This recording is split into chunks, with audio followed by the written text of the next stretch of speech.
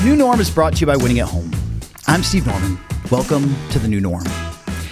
So I've been working through the book of Judges, kind of in my own time of scripture reading and engagement, and I came across a story that is very intense and a little bit crazy and sometimes difficult to make sense of. This is in Judges chapter 20, and we'll give just a little bit of backstory.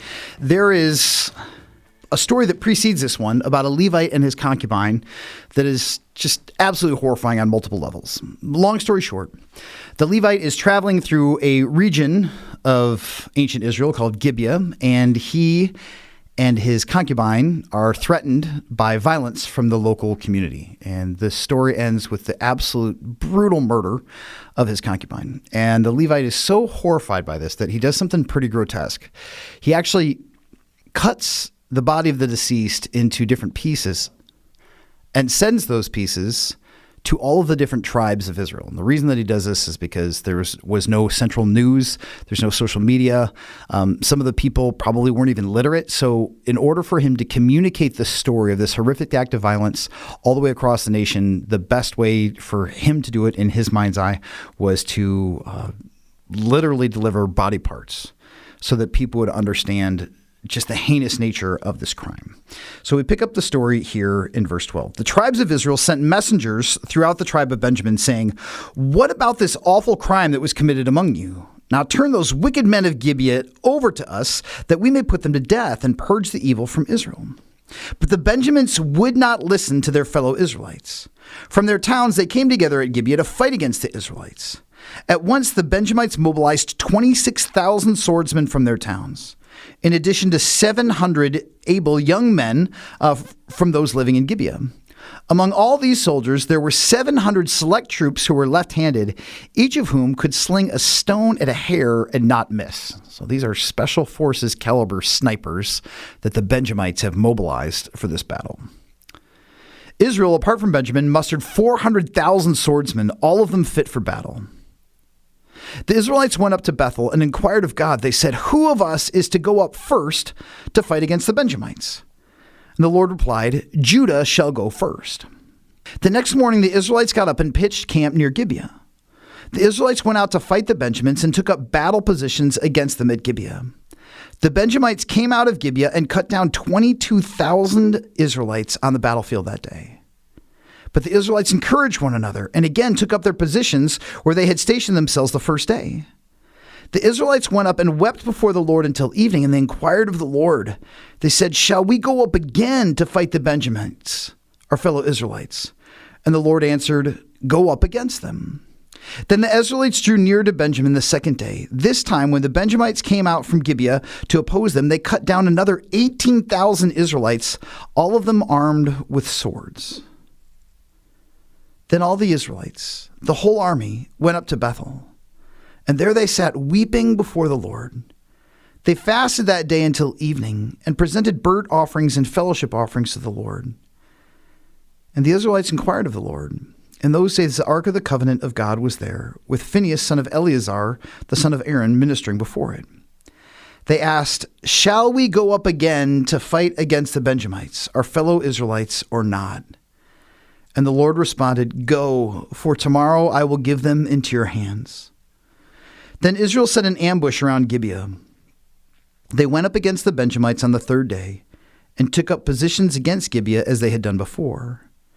The Benjamites came out to meet them and were drawn away from the city. They began to inflict casualties on the Israelites as before, so that about 30 men fell in the open field and on the roads, the one leading to Bethel and the other to Gibeah. And while the Benjamites were saying, "We are defeating them as before," the Israelites were saying, "Let's retreat and draw them away from the city to the roads." All of the men of Israel moved from their places and took up positions at Baal Tamar, and the Israelite ambush charged out of its place on the west of Gibeah. Then 10,000 of Israel's able young men made a frontal attack on Gibeah. The fighting was so heavy that the Benjamites did not realize how near disaster was. And the Lord defeated Benjamin before Israel. And on that day, the Israelites struck down 25,100 Benjamites, all armed with swords. Then the Benjamites saw that they were beaten. There are a couple things to note in this passage. First is how intense the devastation truly was. The scriptures tell us that 22,000 Israelites were cut down on the first day of battle. Just to give you a frame of reference, the bloodiest battle on U.S. soil in our history was the Battle of Antietam. And roughly 3,000 American soldiers were killed that day. Think about D-Day. On D-Day, there were about 2,500 American soldiers killed that day. If you think of the entire scope of the Israeli-Palestinian conflict, if you go from modern day all the way back to 1948, a total of 16,000 Israelis were killed in that conflict. So when we read that 22,000 Israelites were cut down on one day, that is a battle of catastrophic nature. So you can imagine how conflicted the Israelites that were fighting against the Benjamites had to have felt at the end of that day. What great loss. What total devastation. What immense heartbreak. And it wasn't just that they decided to go to battle. They had actually checked the boxes that they were supposed to check. They were going to bring a people who had committed a gross injustice. They went to battle to call them to account. And just to make sure that they had all their bases covered, they actually went to the temple, to the place where the Ark of the Covenant was, the tabernacle in that time. And they asked God, who of us is to go up first to fight against the Benjamites? And the Lord replied, Judah shall go first. So they were fighting the right battle for the right reasons with the right permissions, and it still ended in a horrific defeat. So they dial up again, and they say, Lord, shall we go again to fight against the Benjamites, our fellow Israelites? And the Lord answered, go up against them. So they did. And on the next day, they lost another 18,000 of their comrades. I want to ask you this question. Have you ever had a season in your life where you're like, Lord, will you just show me what to do in this difficult situation? And you feel like God gave you an answer, and you obeyed what you thought God told you to do, and things got worse and not better. Well, that's what happened after day one. When they get to day two, they're like, Lord, are you sure we don't have our wires crossed? And God spoke to them very clearly, and he said, no, go up against them. And after their second round of asking and their second round of obeying, there was a second round of tragedy. Now, if I'm the Israelites, if I'm a combatant, I am horribly confused. I'm like, God, we keep asking you, and you keep speaking, and you speak clearly, and we're doing what you're asking us to do, and the wheels are coming off. This story to me is a reminder that just because God calls us to obey, or just because God gives us a clear set of directions, doesn't necessarily mean that there's going to be a breakthrough, or there's going to be success, or there's going to be the outcome that we thought we wanted when we did those things. And so then they go in for round three. And this time is a little bit different. They add to their weeping fasting. And this draws to mind a passage in the New Testament where Jesus' disciples were praying for a demon to be cast out of a person, but they couldn't get it to happen. And Jesus told them later, he's like, hey, this doesn't just require prayer, this also requires fasting.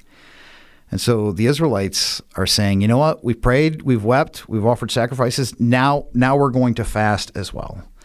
And so they ask God a third time, and they say, shall we go up to fight? And God says, go, for tomorrow I will give them into your hands.